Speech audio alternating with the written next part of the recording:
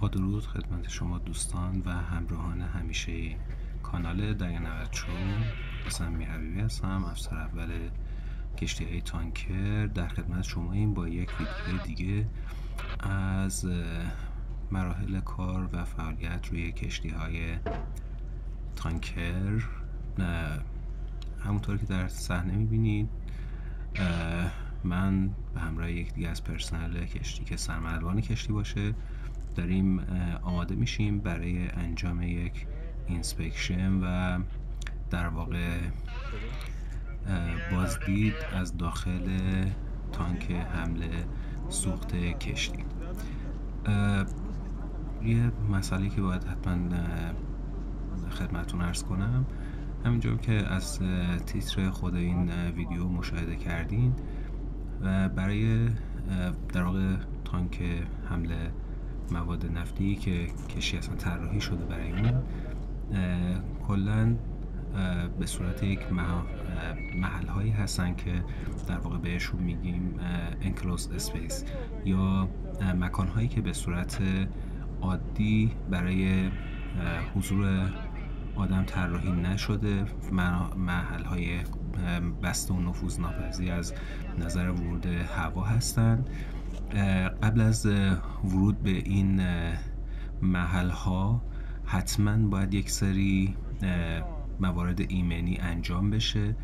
ریسک اسسمنت هستش که باید خطرهای موجود برای انجام این فعالیت از قبل پیش بینی بشه، تعیین بشه و اقدامات مقتضی صورت بگیره برای محدود کردن، کاهش و منتقل کردن این خطر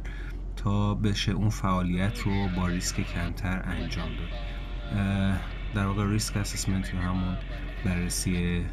خطر یک پرسه‌ای داره که امیدوارم در آینده یک ویدیویی براش تهیه کنیم و شما به نمایش بگذاریم. بعدش که این ریسک اسسمنت انجام شد، خطرهای بالقوه و بالفعل انجام اون فعالیت همه بررسی شد، مرحله بعدی چک کردن در واقع چک لیست ها و ورک پرمیت هایی که برای این فعالیت مشخص که همون وارد شدن به مکان های بسته هستش، این در واقع چک لیست آماده میشه. طبق اون چک لیست مرحله به مرحله چک میشه. نفرات مسئولی که وارد اون محفظه میخوان بشن باید حتما وسایل ایمنی مرتبط رو داشته باشن، لباس مخصوص بپوشن، سیستم های در واقع تنفسی درستی به کار ببرن. از قبل خود اون در واقع فضای بسته باید یک ونتیلیشن یا همون در واقع گردش هوای مناسبی براش در نظر گرفته شده باشه و میزان گازهای سمی اندازه‌گیری بشه، چه قبل از زمان ورود به تانک که الان داریم می‌بینیم من دارم وارد تانک میشم، چه قبل از زمان ورود و چه حین ورود به تانک و همچنین بعد از ورود به تانک. همونجور که در تصویر مشاهده می‌کنید وسایل ایمنی که ما داریم، چون اینجا ما تانک رو از قبل گس فری کردیم، یعنی بخارات مواد نفتی که بوده خارج شده از محل، مقدار دی اکسید کربن، مقدار مونوکسید کربن، مقدار بخارات مواد نفتی و همچنین دی اکسید گوگرد H2S اون فضا اندازه‌گیری شده و طبق جدول TLV این اندازه ها تو رنج نرمال هستش که برای مدت مثلا 8 ساعت حضور انسان مشکل نباشه. اینجا ما ماسک های کارتریج داریم، این بیشتر به خاطر این مسئله هستش که در واقع اکسیژن در داخل تانک به مقدار مناسب هستش. همچنین ما همونجور که در ابتدای تصویرم مشاهده کردین گس دیتکتور یا در واقع دستگاه های هواسنج فردی هم به خودمون متصل کردیم که اگر محدودیت هایی در هر یکی از این زمینه‌های گازهای داخل خود تانک، کمبود اکسیژن، وجود در واقع مونوکسید کربن، بخارات مواد نفتی، هیدروکربن هایی که در فضا هستن و همچنین در واقع اون دیوکسید گوگرد یا H2S که داخل خود تانک هستش از اون حد مجاز عبور کنه آلارم میزنه به صورت شنیداری و بصری دیداری و باعث و این هینت یا آلارم به ما میگه که باید محیط رو ترک کنیم و اون تهویه محیط رو 2 مرتبه چک کنیم، مانیتور کنیم. فقط اینم مد نظر داشته باشین در تانک های حامل مواد نفتی، خصوصا اونایی که حامل نفت خام یا فرآورده های سنگین مثل مازوت یا همون سوخت کوره که به هوی فیول اویل معروف هستش، برای اینها در واقع یک لایه‌ای از مواد جامد که بهش میگیم اسلاج، یعنی حالتی از قیر مانندی کف تانک باقی میمونه. این اسلاج اگه مثلا در واقع از روش رد بشیم یا به حالتی که خودش هستش از خودش باز یک مقدار گاز ایجاد میکنه و چون یک فضای بسته بزرگی هستش این گازها توی محلهای دمپ میشن، یعنی در واقع در اون محلها به صورت بسته یک پکت باقی میمونن که حالا ممکنه در کل یا اون محلهایی که ما قبل از ورود به تانک در واقع اندازه‌گیری های در واقع خود گازهای موجود در داخل اون تانک رو اندازه میگیریم خودشون نشون نده، ولی وقتی در داخل اریا میشیم توسط در واقع این پرسونال گاز دیتکتورها یا گاز سنج‌های شخصی اینا مشخص میشه اون مقادیر. همینجور که میبینیم من در حال تریس کردن پایپ های هایدرولیک برای ریموت کنترل های والو ها هستم. در واقع خود لوله های اصلی تخلیه و بارگیری کشتی یک سیستم های مخصوصی دارن که در طراحی کشتی های تانکر لحاظ میشن و چون میدونین که خب کشتی تانکر هم ماده نفتی هستش، این در واقع شیرها یا به تخصصی همون ما بهش میگیم والف ها برای اینکه بتونن باز و بسته بشن یک سیستم هایدرولیکی به کار گرفته میشه که در واقع یک سیستم پمپ و روغن هایدرولیک هستش که این گردش این روغن هایدرولیک به دستگاهی به نام اکچویتور یا عمل کننده بالای خود در واقع اون والف ها هستن. این اکچویتور دستور که از ریموت سیستم ریموت میگیره رو در واقع عملیاتی میکنه. برای این تانک خاص متاسفانه این سیستم اکچویتورینگ والوش درست عمل نمیکرد که هم یه مقداری ما روغن هایدرولیک هم از دست داده بودیم، چون اصلا این والو باز بسته نمیشد. ما بنا رو به این گذاشتیم که در واقع مشکل داره که همینجور هم بود، مجبور شدیم کل لاین رو از قسمت روی عرشی که وارد تانک میشد تریس کنیم در مورد اینکه خدا نکرده اگه حالا لیکیج یا همون هدر رفت سوراخی رو خود اون پایپ ها لوله هایی که از جنس در واقع برنج یا براس هستن اگر سوراخی روشون بود این سوراخ دیده بشه، برطرف بشه، رفع عیب بشه و در واقع بتونیم اون سیستم برای اون والو مورد نظر ما ادامه بدیم. همینجور که می‌بینی از قسمت بالای تانک تا قسمت پایین که همون کف تانک باشه ما دونه دونه این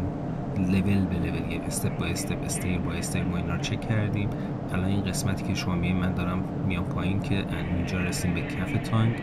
اینجا کف تانک که شما مشاهده می‌فرمایید این لوله‌های بخار هستن برای گرم کردن بار کشتی. این لوله‌هایی که جلو مشاهده می‌کنید در واقع لوله‌های اصلی تخلیه و بارگیری کشتی هستن، لوله‌های در واقع 16 اینچی که برای کشتی خودمون در نظر و این لوله‌های کوچیکی که می‌بینید اینا لوله‌های هایدرولیک برای اکچویتور هستن که در واقع اینا میرن بالا سر خود ولو و شروع میکنن اکچویتور ولو رو اکتیو یا دی اکتیو کردن، باز و بسته کردن ولو از طریق این در واقع سیستم هایدرولیک انجام میشه. اون قسمتی برای شما توضیح دادم که یه مقداری از کارگو به صورت پکت میمونه. این در واقع اون اسلاجی هستش که یک میکس خیلی فاین، خیلی نازکی از در واقع همون فیول اویل مونده و بخش اعظمش در واقع همون قسمت اسلاج هستش که به صورت یک چه ترکیبی از شن و مواد نفتی با هم، چون خودتون میدونید که وقتی اینا در واقع از خود چاه نفت هم استخراج میشن، مقداری آب شور و در واقع شن و خاک که بهش سدیمنت میگیم در واقع میکس هستش و در فراوردهای نفتی سنگین یا درتی که نفت کوره یکی از اونها، این مقدار به وضوح و به شدت قابل مشاهده هستش. اینجا تانکی ما رفتیم، در واقع ما 2 تا تانک بود، چون در واقع اون ولو و اکچویتور خود تانکی که مشکل پیدا کرده بود در یک سمت دیگه بود، ولی چون لوله های هایدرولیک از این سمت می اومدند پایین، مجبور شدیم این تانک رو اول بازبینی کنیم که مطمئن بشیم لیکیج و ریزشی از داخل خود همین در واقع لوله های هایدرولیک نیست، تا فقط برای اون تانک خاص تو ساید مخالف هستش وارد بشیم. این لوله هایی که میبینیم لوله های اصلی در واقع تخلیه و بارگیری خود تانک های کشتی هستن. متاسفانه حجم من زیاد بود، نمیتونستم از لوله عبور کنم، بوسن فرستادم برای ادامه بررسی ها. فقط اینو به شما بگم، الان در تصویر شما فقط 2 تا لوله رو هم میبینید، در واقع این سه تا ست هستش، یعنی یه 2 تا لوله که الان جلوی من هستش و پشت سر این که الان بوسنمون رو میبینید خم شده 3 ست دیگه، یعنی 2 ست دیگه علاوه بر این ست لوله اصلی مواد نفتی هستش. اینجا اتفاقی که افتاد در واقع بعد در حال همین بازبینی بودیم، لوله ها رو چک کردیم، اوکی بود. اینجا هم که میبینیم ما ماسک داریم، مجبوریم با در واقع اشاره منظورمون رو منتقل میکنیم. همچنین یکی از مواردی که گفتم در چک لیست ها استفاده میشه چک کردن اتمسفر هستش. یه موارد دیگه هم هستش کامیونیکیشن، یعنی ما با رادیوهای UHF که همراه داریم، الان شما سری بعدی لولا هم یه لحظه در تصویر دیدیم، و رادیوهای UHF که داریم ما کامیونیکیشن باید انجام بشه زیر 4 دقیقه که شرط کردیم. حتما با پرسنل مسئولی که هستن، اینجا کاپتان روی عرشه بودن قبل ورود ما، اون ایشون در واقع اومدن تمام وسایل رو چک کردن، من تو تصویر دیده شدن کاپتان، و بعد اجازه ورود به تانک رو دادن. اینجا در واقع گس دتکتور بوسن آلارمش به صدا در اومده، میزان CO یا همون مونوکسید کربن داخل تانک رو از حد نرمال بالاتر رفته. دلیلش هم خب به خاطر همین اسلاجی که داخل تانک بود و پکت بودن در واقع این گاز ها در اون محدوده خاص صدای در واقع آلارم دستگاه به صدا در اومد. منم الان چک کردم، چون CO بود دیگه ریسکش قابل پذیرش نبود و چون عملا هم اینسپکشنمون کامل شده بود محل رو هم ترک کردیم. البته اینسپکشن هم کامل نمیشد، ما باید محل رو ترک میکردیم که همین کارم کردیم. میبینید داریم از تانک خارج میشیم. اون لوله های که گفتم بخار هستش برای گرم کردن خود مواد. یه مطلبی هم من خاطر نشان کنم، مواد نفتی یک دمایی دارن به نام پورپوینت که اگر از این دمای محیط از این دما پایین تر بیاد، این مواد نفتی در واقع تبدیل میشن به جامد، از حالت مایع تبدیل به جامد میشن و عملا برای تخلیهش دیگه نمیشه از اون سیستم پایپینگ استفاده بشه. برای همین خیلی مهم هستش توی کشتی ها که حالا در واقع فیت هستن، مناسب هستن برای حمل گریدهای مختلف مواد نفتی،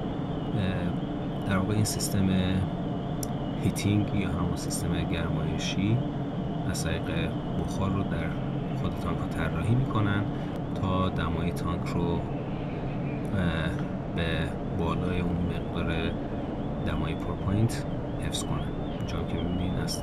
داخل خود تانک در واقع خارج میشیم. وضعیت خود تانک بررسی شد، خدا رو شکر مشکل در سیستم پایپ های هایدرولیک کشتی نبود. حالا باید وارد تانک مجاور که در واقع اون والو مورددار در داخلش هستش بشیم تا بررسی کنیم مشکل از چه قرار هستش.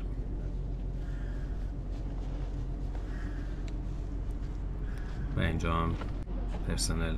ایشون کاپتان کشتی هستن که بالا سر تانک بودن، وضعیت رو از بالای تانک مانیتور میکردن. ملوانای کشتی هم که کمک کنن تا ما آماده بشیم برای ورود به تانک دیگه در سمت راست یا استاربورد کشتی. در مورد این ماسک گاز هم بگم، این ماسکای گاز در واقع اون کارتریجی که روش نصب میشه مشخص کننده محافظت از نوع خاصی از گاز هستش که این کارتریجی که برای این در واقع ماسک گاز ما در نظر گرفتیم در واقع اون کارتریج مخصوص هر 4 تا گاز هستش، یعنی عملاً گازهای مضر از خودش عبور نمیده و برای پریود در واقع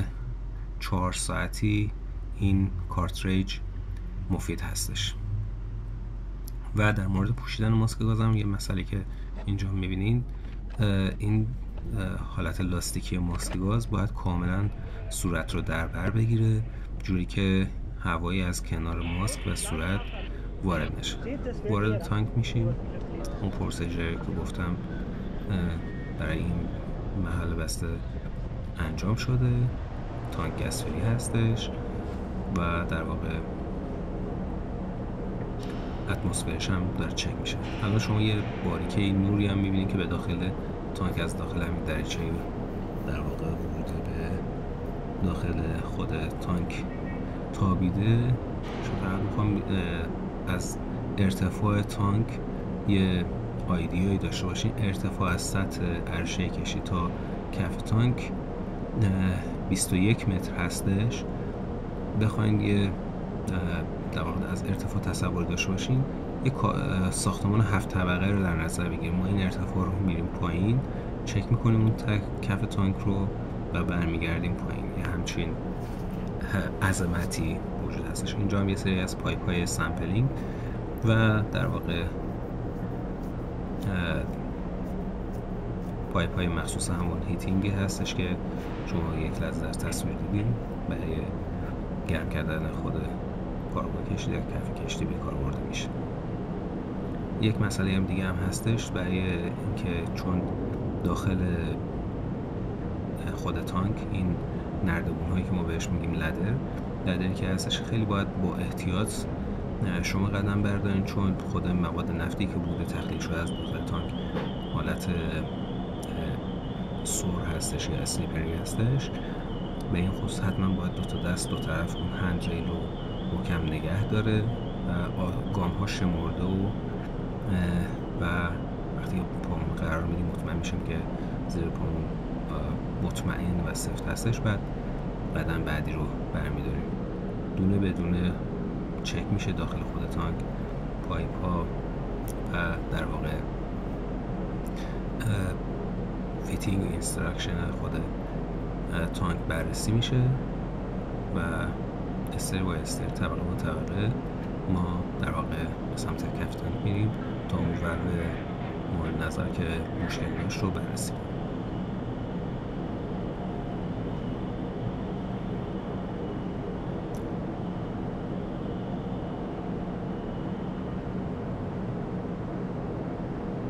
منم که در داخل تصویر مشاهده میکنید در واقع در گوشه های تانک این بدنه کشتی روی یک سری فریمینگ هایی قرار گرفته که مشاهده میکنیم فریمینگ ها رو، براکت ها و در واقع این فریمینگ ها به حفظ در واقع ظاهر و اون استحکام بدنه کشتی کمک میکنن و چون در دریا فشارهایی که توسط دریا کشتی در یک سیال غلیظی خوب شناور هستش و این موجی که به بدن میخوره یا فرس دریایی که به بدن وارد میشه باعث نشه که کشتی کلاپس بشه. این فریمینگ ها رو براش در نظر میگیرن تا باعث استحکام کشتی بشه. البته یک مسئله هم هست در مورد کشتی تانکر مد نظرتون باشه، این در واقع تانک های مواد نفتی در واقع مستقیما دیواره‌ای که مستقیم با دریا در ارتباط باشه نیستش. در واقع تانک های مواد نفتی توسط تانک های آب توازن کشتی احاطه شدن، یعنی اگر خدای نکرده تصادفی به وجود بیاد بدنه کشتی صدمه ببینه، در واقع اون بدنه بیرونی کشتی مستقیم به تانک های آب توازن کشتی مرتبط هستش و با یک فاصله بسته به سایز و دیزاین کشتی این فاصله حالا یه مقداری کم و زیاد میشه تا به در واقع تانک های حمل مواد نفتی برسه. اینجا اون قسمت حالا در واقع اسلج خشکم کف تانک میبینی، این همون در واقع بلوی هستش که مورد داره. الان در داخل تصویر میبینی این قسمت بیرونی همون اکچویتوره که من دارم به سمتش میرم. اکچویتوره که توسط همون در واقع نیروی فشار هایدرولیک یا همون روغن هیدرولیک که هستش، اون پایپشو من تریس دارم میکنم توسط نور اون چراغ قوه. این هم یک لاین کوچکتری که میبینید در واقع ما بهش میگیم لاین استرپینگ و این مین لاین در واقع خود تانک داخل اون زانویی که پایین رفته در داخل یک محفظه یه حالت مثل تشت مانند هست بهش میگن دیول که به سانه حوض در واقع تمام این مواد نفتی اونجا جمع بشن. این الان اینجایی که مشاهده می‌فرمایید خود اون اکچویتور و این قسمت بدنه والو هستش که در داخل خود امتداد لوله کشتی هستش. مشکلی که پیش اومده بود از بالا از سیستم ریموت هایدرولیک گفتم اینجا یه ایندیکیتوری در واقع هستش نشون دهنده جهت خود تیغه والو هستش. نوع والو باترفلای یا پروانه‌ای هستش، یک دیسکی هستش که در داخل این لوله محدود و حفظ شده. با چرخش این دیسک در واقع خود این والو باز و بسته میشه. الان اینجا داخل خود اکچویتور فشار روغن هیدرولیک نشانگر این هستش که این اکچویتور کار میکنه یا نه. در واقع دو تا پوینت هم هستش. این پوینت ها برای الان در داخل تصویر میبینید، یکی اینکه برای استفاده از هند پمپ برای اینکه اپریت کردن لوکال والو ها هستن و از اون همون هم میشه خود در واقع سیستم هایدرولیک رو هواگیری کرد. اکثر مواقع حالا پرشر توی سیستم ترپ میشه و با ریلیز کردن خود همین در واقع روغن هیدرولیک مشکل برطرف میشه که خوشبختانه در این مورد هم همین اتفاق افتاد، چون ما تمام پایپ ها رو تریس کرده بودیم، نشانی از خراب شدن خود لوله ها و ریزش روغن نبود. برای همین از روی خود اکچویتور در واقع نیپل هایی که هستن برای کانکت کردن هند پمپ از روی خود اون در واقع نیپل ها چکشو اینجا میبینید دارم چک میکنم در مورد مطمئن میشم در مورد لیکیج یا ریزش روغن در واقع هایدرولیک داخل از طریق این لوله هایی به داخل خود تانک که موردی مشاهده نشد و از اون خود والو در واقع این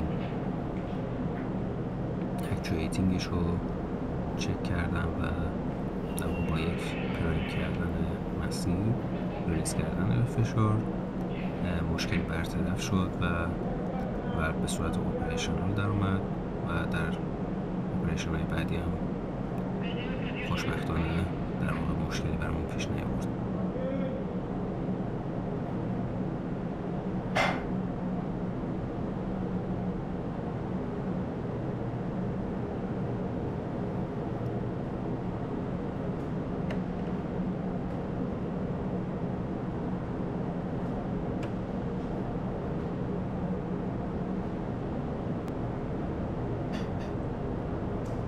کپشو برداشتم، با خود کپ رو نیپل یک مقدار فشار رو آوردم که در واقع پرشر ریلیز بشه. الان پرشر ریلیز شد،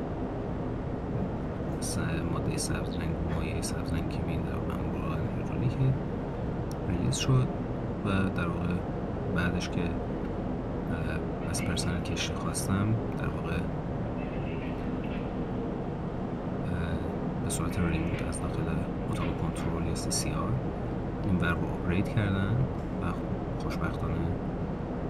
به خوبی آپریت شد و مشکل خاصی نبود و مسئله برطرف شد. همونجا که این کپش رو دو مرتبه برگردونم رو نیپل که با فشار خود در واقع کارگو که میاد مشکلی برای خود اکچویتور برف پیش نیاد. فریمینگ های در واقع کورنر خود تانک هم که مشاهده می‌فرمایید و این هم پایپ های در واقع هیتینگ که از طریق بخار استیم در واقع ما بارو گرم می‌کنیم کف تانک مشاهده می‌فرمایید. و این قسمت هم اسلاجای خشک هم که شما ملاحظه می‌فرمایید کف تانک هستش. این هم که می‌بینید قبل اینکه بخوایم وارد تانک بشیم ما یه سری ونت ها داخل تانک می‌ذاریم، فنای مخصوص رو در واقع رو عرش فیکس میشن و از طریق اون لوله پلاستیکی که مشاهده کردیم بهش میگیم شوت، این در واقع هوا رو هدایت می‌کنه کف تانک برسه، چون گازهای در واقع هیدروکربن سنگین هستن کف جمع میشن. باید این موتوری فرشی رو به سمت پایین سوق بدیم که هم گاز خنثی هم بقای این گاز هیدروکربن که در داخل تانک مونده رو بیرون بده. بهترین کاری که اون هوا رو از کف تانک تزریق بکنیم. برای همین از شوت استفاده می‌کنیم که وقتی که حالا بنت شما شوت هم افتاد به کف تانک که باید چک کنیم کف تانک موارد این چنینی نمونه که در واقع خود عملیات سختی و بارگیری خلالی به وجود نیاره. مورد بررسی شد، مشکل برطرف شد و تانک رو ترک کردیم. با سپاس از شما که همراه ما بودین، امیدوارم براتون مفید باشه.